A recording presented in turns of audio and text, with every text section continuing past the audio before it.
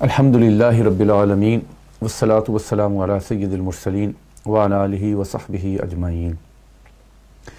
الحمدللہ آج 26واں روزہ ہے۔ آج کی رات ہمارے ادھر 27ویں رات ہے۔ 26ویں پارے کی سمری بیان کروں گا آج۔ مجھے تو نہیں پتہ آپ جو سامعین ہیں یا ناظرین ہیں ان کی کیا فیلنگز ہیں، مگر میں پرسنلی بڑا جو دن گزر رہے ہیں، جو بندہ مطالعہ کرتا ہے، خواہ میں نے 15 منٹس کرنا ہوتا ہے مگر خود تو پھر فیو آورس پڑھنا پڑتا ہے نا، تو مجھے تو بڑا مزہ آ رہا ہے۔ بہت زبان سے باہر ہے اس کی انجوائمنٹ بیان کرنا، اس کی فیلنگز، رحمت، برکت، اور آپ بھی اس کو فیل کر رہے ہوں گے کہ ایک مسلمان ہونے کی، مومن ہونے کی جو نعمتوں کا ذکر ہوا ہے۔ ایسے 1-2 منٹ آپ کے سٹارٹ میں لوں گا۔ وہ فرماتا ہے تو میرا ذکر کر، میں تیرا ذکر کرتا ہوں۔ فرماتا ہے تو چل کے آ، میں دوڑ کے آتا ہوں اپنی شان کے مطابق۔ فرماتا ہے جو میرا ذکر کرتا ہے میں اس کا ہم نشین ہوتا ہوں۔ وہ فرماتا ہے کوئی نوافل، فرائض کے بعد نوافل کی کثرت کرتا ہے، اس کے ہاتھ نہیں میرے ہاتھ، اس کے قدم نہیں میرے، مطلب اپنی کتنا قربت و محبتوں کا اظہار کرتا ہے۔ وہ پھر آپ نے حدیث سنی کہ جو قرآن پڑھتے پڑھاتے چلے گئے اس کی قبر کے فرشتے اس طرح زیارت کریں گے جس طرح کعبۃ اللہ کی زیارت کی جاتی ہے، اور وہ فرشتے جو اس کا عرش تھامے ہوئے ہیں وہ یعنی مومنین کے لیے مغفرت کی، ان کی فیملیز کے لیے دعائیں کرتے ہیں، اور وہی بندے کی جب روح قبض ہوتی ہے وہ فرشتے استقبال کے لیے آتے ہیں، اللہ ان کی ضیافت کا اہتمام کرتا ہے۔ اللہ اکبر۔ اور پھر وہ کل آپ نے جو میں نے سنا کہ جب ایک مومن کی جان قبض ہوتی ہے، روح نکلتی ہے، زمین اور آسمان 40 دن روتے ہیں۔ جب اتنی نعمتیں بندہ سنتا ہے، کیا ضرورت ہے کسی کے لیے چھوٹی موٹی ریاکاری اور آگے پیچھے اور غلط کام کرنے کی؟ کتنی نعمتیں ہیں، اور جس نے دنیا کی یہ چند دن کی انجوائمنٹ کی، کتنا اس نے برا سودا کیا، کتنا اس نے نقصان والا سودا کیا، کتنا مومن ویلیوبل ہے کہ اس کی روح قبض ہونے سے زمین اور آسمان روتے ہیں۔ سبحان اللہ۔ اور کتنی نعمتیں ہیں جو میرے ذہن میں تھی، میں نے مختصراً آپ کے سامنے رکھی ہیں۔ جب یہ ساری آیات، احادیث، روایات انسان اکٹھا کرتا ہے تو بندہ کہتا ہے یا اللہ تیرا کروڑ ہے شکر ہے، تو نے مجھے مسلمان بنائے، تو نے مجھے ایمان کی دولت عطا فرمائی، اللہ ہمیں اس کی قدر کی توفیق عطا فرمائے۔ آج 26واں پارہ ہے، اور 26ویں پارے میں سورہ الاحقاف آئے گی، سورہ محمد، سورہ فتح آئے گی، سورہ حجرات آئے گی، سورہ قاف، اور سورہ الزاریات کی کچھ آیات، یعنی اس کا کچھ حصہ آئے گا۔ سورہ الاحقاف 26ویں پارہ اسی سے شروع ہوتا ہے، مکی صورت ہے، اور قرآن پاک کی ترتیب کے حساب سے یہ 46 نمبر سورہ ہے۔ آغاز میں اللہ فرماتا ہے اللہ کو رب مان کر استقامت اختیار کرنے والوں کے لیے جنت کی نعمتوں کا ذکر ہے۔ یعنی استقامت بہت بڑی چیز ہے۔ ہمارے اولیاء صوفیاں کے ہاں کرامت سے بڑھ کر استقامت ہے، یعنی پکے رہنا۔ وہ خود غرضی والے جو بار بار جس کا ہے کہ انسان بڑا خود غرض ہے، وہ خود غرضی والے تعلق نہ رکھنا، وہ سیزنل مسلمان نہ ہونا، وہ رمضانی نہ ہونا۔ مطلب استقامت والا مطلب ہے وہ وفادار، وہ چٹے رنگ دا بادام ہو سی تو جوندیاں بھی تیرے ہیں تو مویا مٹی بھی غلام ہو سی، مطلب صحیح استقامت والا تعلق۔ آگے اس کا ذکر ہوا کہ ان اللہ لا یہدی القوم الظالمین، بے شک اللہ تعالیٰ ظالم لوگوں کو ہدایت نہیں دیتا۔ یاد رکھیں معاشرہ یعنی معاشرہ شرک کے ساتھ تو زندہ رہ سکتا ہے، مگر یہ معاشروں میں جو ظلم ہے نا، حالانکہ شرک بہت بڑا گناہ ہے، اس لیے میں اس پہ بات کرنے لگا۔ امام فخر الدین رازی نے فرمایا جن بستیوں میں مشرک لوگ ہوں اور وہ اپنے معاملات میں ایک دوسرے پر ظلم نہ کرتے ہوں، ان مشرک لوگوں کو محض غلط عقائد کی وجہ سے دنیا میں ہلاک نہیں کیا جاتا، ان پر عذاب اس وقت آتا ہے جب وہ معاملات میں مخلوق کے ساتھ ظلم و زیادتی کرتے ہیں۔ یعنی جب ظلم و زیادتی ہونا شروع ہو جاتی ہے نا تو پھر معاشرے تباہ ہونا شروع ہو جاتے ہیں۔ آگے جا کے ذکر ہوا کہ ماں باپ کے ساتھ حسن سلوک کا حکم ہے، کہ ماں نے پریگننسی کے دوران اور پھر جو برتھ دینی ہوتی ہے بچے کو، اس کے دوران جو اتنی مشقتیں، اتنی ڈیفیکلٹیز اٹھائی ہیں، اس کا ذکر ہے۔ سبحان اللہ۔ اور آپ جانتے ہیں ماں باپ کا قرآن میں، حدیث میں بار بار ذکر آیا ہے، اور خود نبی پاک صلی اللہ علیہ وسلم، آپ کی دائی حضرت حلیمہ سعدیہ رضی اللہ تعالیٰ عنہ، جب آپ کی بارگاہ میں تشریف لاتی، آپ نبی پاک علیہ الصلوۃ والسلام حضرت سیدہ حلیمہ سعدیہ کے لیے کھڑے ہو جاتے، آپ اپنی رضائی، آپ اپنی یعنی سیدہ حلیمہ سعدیہ کے لیے چادر بچھاتے، اسی چادر پہ بٹھاتے۔ یہ آگے آنا بھی ہے، میں ابھی ادھر بتا بھی دیتا ہوں۔ 6 ہجری کے قریب نبی پاک صلی اللہ علیہ وسلم 1400 صحابہ کو ساتھ لے کے عمرے کی نیت کے ساتھ مدینہ سے مکہ گئے۔ ابوا جو مکے میں جو عمرہ کرنے گئے، انہیں پتہ ہے ابوا مقام ہے مکہ اور مدینہ کے درمیان۔ ابوا کے مقام پر آپ اپنی والدہ ماجدہ کی قبر انور پہ حاضر ہوئے۔ نبی پاک صلی اللہ علیہ وسلم آپ کی آنکھوں میں آنسو آ گئے، صحابہ بھی رونے لگ گئے۔ تو آپ سے بعد میں صحابہ نے پوچھا یا رسول اللہ آپ کی آنکھوں میں کیوں آنسو آئیں؟ تو آپ نے فرمایا مجھے اپنی ماں کی محبت اور شفقت یاد آئی ہے۔ بہت سارے اس طرح کے اور بھی واقعات ہیں یا آپ صلی اللہ علیہ وسلم کے مبارک فرمان ہیں جس سے ماں اور باپ کی قدر و منزلت کا پتہ چلتا ہے۔ آگے فرمایا کہ حمل یعنی پریگننسی اور دودھ چھڑانا، ٹوٹل آل دا وے اس کی ٹائم بتایا 30 مہینے، یعنی میکسیمم ٹائم دودھ پلانے کی عمر 2 سال ہے اور منیمم ٹائم پریگننسی کا 6 منتھ ہے، یعنی 2 سال ماں نے دودھ پلانا ہوتا ہے بچے کو، 2 سال سے زیادہ نہیں پلایا جا سکتا۔ اللہ اکبر۔ اگر آپ مطلب آج کے دور میں سائنس اور آگے پیچھے اور بھی چیزیں دیکھیں نا، میں اس پہ غور کر رہا تھا۔ میں نے آنے سے پہلے امریکن ایک انسٹیٹیوٹ ہے national centre of bio technology information, پہلے میں سمجھتا تھا کہ صرف بچہ ہے جس کو ماں کا دودھ نہیں ملتا بس اسی کو نقصان ہوتا ہے، یعنی اس کی وہ گروتھ نہیں ہوتی جس طرح ایک بچہ جس کو ماں کا دودھ ملا ہوتا ہے۔ مگر میں آنے سے پہلے نا یہ جو میں نے آپ کو انسٹیٹیوٹ کا نام لیا ہے NCBI national centre of bio technology information, وہ کہتے ہیں کہ جو ماں بریسٹ فیڈ نہیں کرتی، دودھ نہیں پلاتی، she faces higher risk of breast cancer, یعنی اسے رسک ہوتا ہے بریسٹ کینسر کا اس ماں کو۔ اس طرح اور بھی چیزیں ہیں، یہ حیران کر دینے والی چیزیں ہیں، اور جوں وقت گزرتا جا رہا ہے یہ چیزیں سامنے آتی جا رہی ہیں، اور اللہ اس کے رسول کے احکامات کی جو سبحان اللہ خوبصورتی ہیں وہ اور سامنے آتی جا رہی ہیں۔ آگے فرمایا کہ سال اولاد پختگی کی عمر کو پہنچنے کے بعد اللہ سے ان کی نعمتوں کا جو اس نے اس پر اور اس کے والدین پہ کی شکر ادا کرنے کی توفیق طلب کرے۔ پختگی کی عمر خاص 40 سال کا ذکر کیا گیا ہے، 40 سال کا۔ ایک حدیث ہے جس شخص کی عمر 40 سال سے زیادہ ہو جائے پھر بھی وہ گناہوں سے توبہ نہ کرے، شیطان اس کے منہ پر ہاتھ پھیرتا ہے اور کہتا ہے یہ ایسا چہرہ ہے جو کبھی کامیاب نہیں ہوگا۔ 40 سال عمر ہو جائے پھر بھی بندہ نیکیاں نہ کرے، شیطان اس کے منہ پر ہاتھ پھیر کے کہتا ہے یہ ایسا چہرہ ہے جو کبھی کامیاب نہیں ہوگا۔ حضرت ابن عباس سے منقول ہے فرمایا جس کے 40 سال گزر جائیں اس کی نیکی اس کی برائی پر غالب نہ ہو، یعنی نیکیاں تھوڑی ہوں، فرمایا ایسے شخص کو دوزخ کی تیاری کرنی چاہیے۔ اللہ اکبر، اللہ اکبر۔ وہ ماں باپ کے حوالے سے ایک بات بس پھر بات کر کے آگے گزرتا ہوں۔ اللہ کے محبوب علیہ الصلوۃ والسلام نے فرمایا قیامت کے دن 3 قسم کے لوگ میرا چہرہ نہیں دیکھ سکیں گے، ان میں سے پہلا آپ نے فرمایا ایک والدین کا نافرمان، دوسرا میری سنت کا تارک، اور تیسرا جس کے ساتھ سامنے میرا نام لیا گیا اور اس نے میرے پر درود نہیں بھیجا۔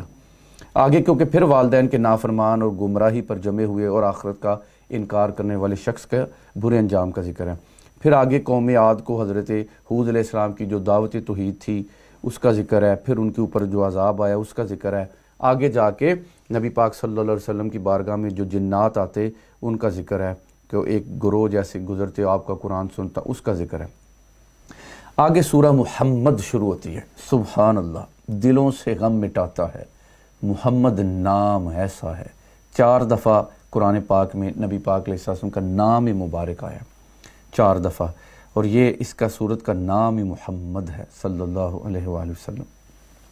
اور وہ جو میں بات ابھی کہی کہ جوں ٹائم گزرتا جا رہا ہے، نبی پاک صلی اللہ علیہ وسلم نے جو آپ نے خوبصورت باتیں فرمائیں، آپ کے جو فرمان ہیں وہ روشن تر ہوتے جا رہے ہیں، دنیا حیران ہوتی جا رہی ہے۔ اوور 1400 ایئرز اگو ایسی باتیں انہوں نے فرمائی ہیں۔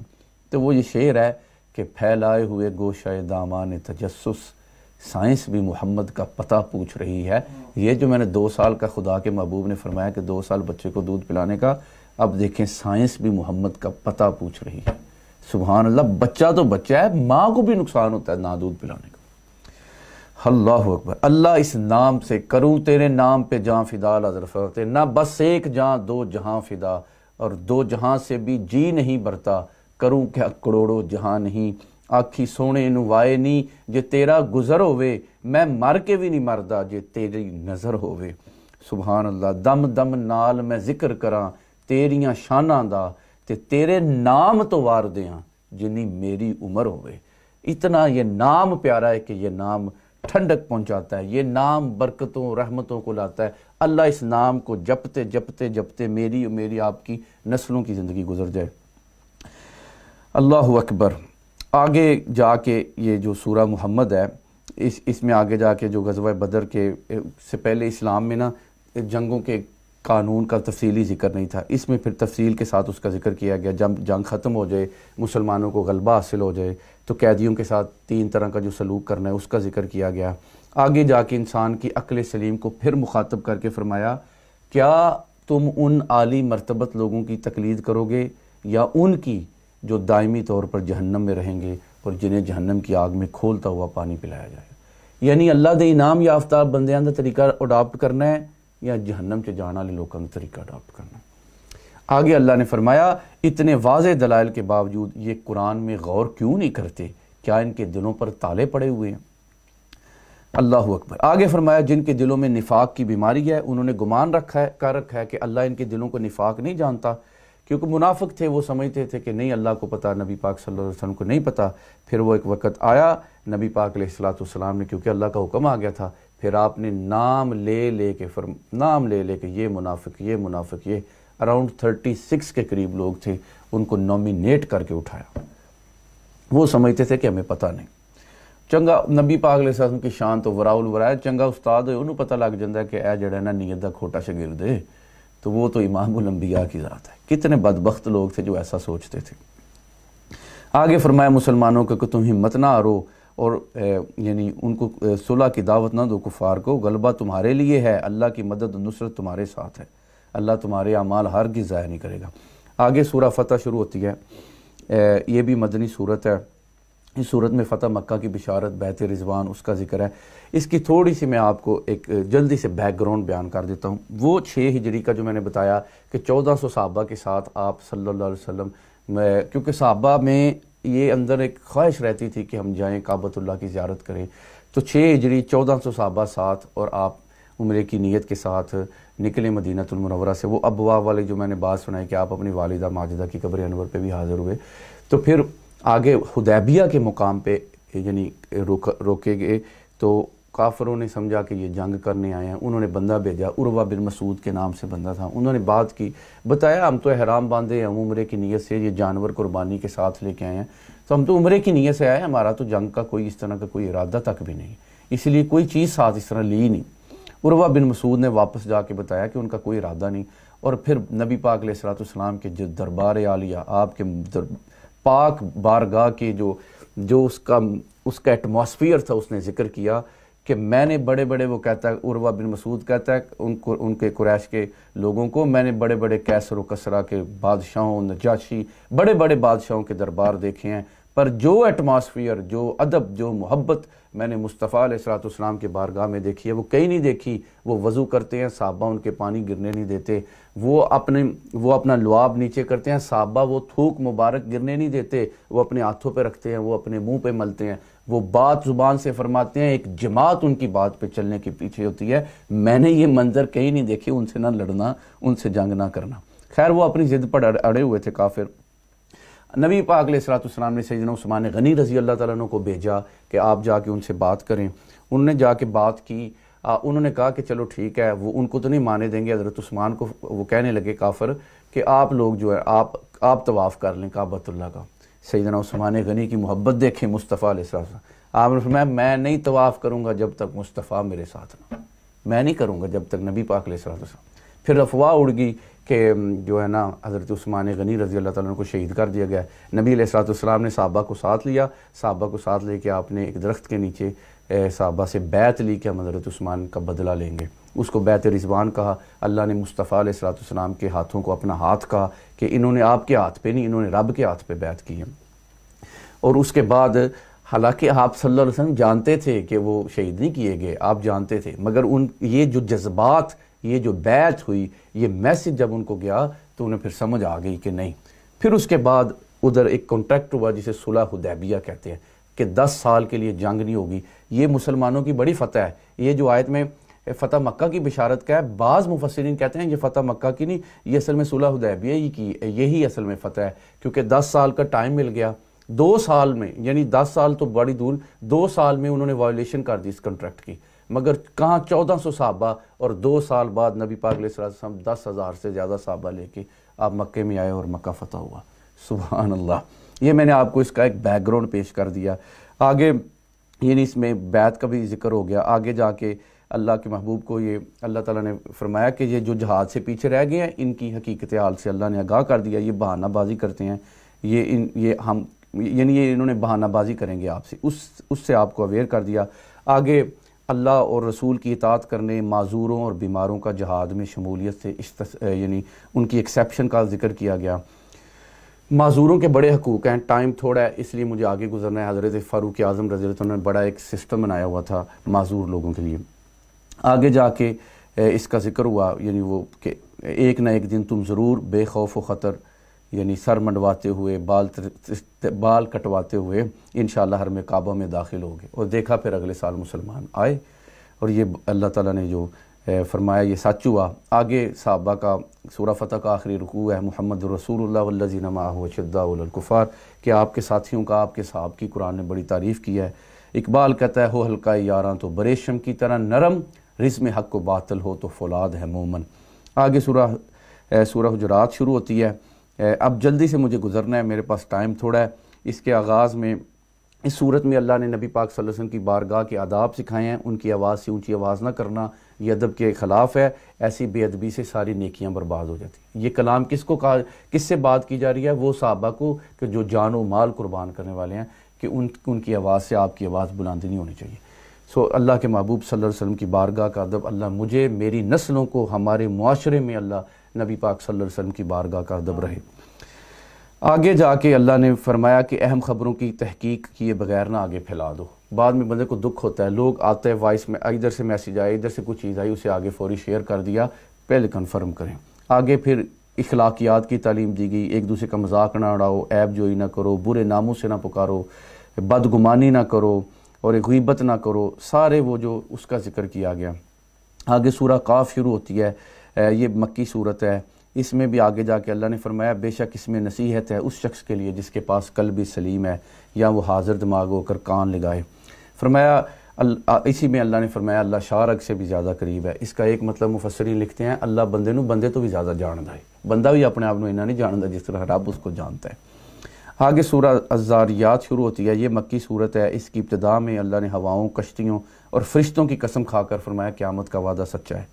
پھر اہل تقویٰ کے اللہ نے انعامات کا ذکر کیا کہ ان کے اوصاف بیان کیے کہ وہ راتوں کو بڑا کم سوتے ہیں اور رات کے پچھلے پہر استغفار کرتے ہیں.